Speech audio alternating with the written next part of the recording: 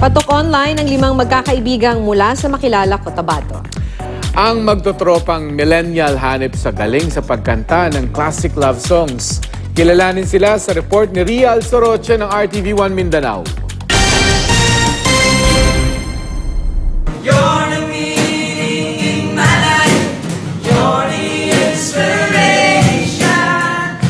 Viral ngayon ang video na ito kung saan kumakanta ang mga senior high school student ng Makilala Institute of Science and Technology sa North Cotabato.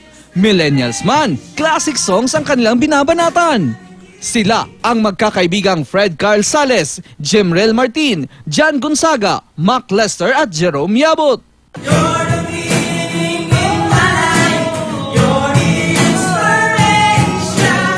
Maganda po talaga yung boses nila and we are proud as an MISC student, we are proud na taga-MISC din po yung kumakanta and it's just a privilege for us na ma-expose naman yung mga students namin and their skills and talents na meron sila.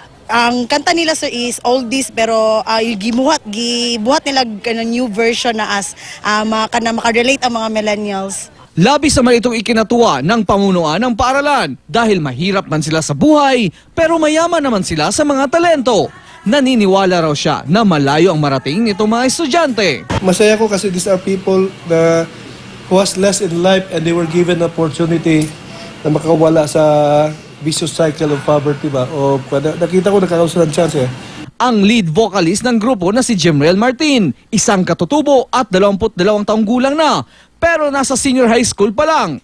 Matagal daw siyang nakabalik sa pag-aaral matapos maulila sa ama. Isa rin sa kanyang mga kasama, ang ina na lang din ang sumusuporta para makatulong sa kanilang mga ina. Nag-working student sila. Sila yung mga bata na less marginalized talaga. So makikita mo yung pag-asa ng bata dahil sa pagkatatag itong paaralan na to.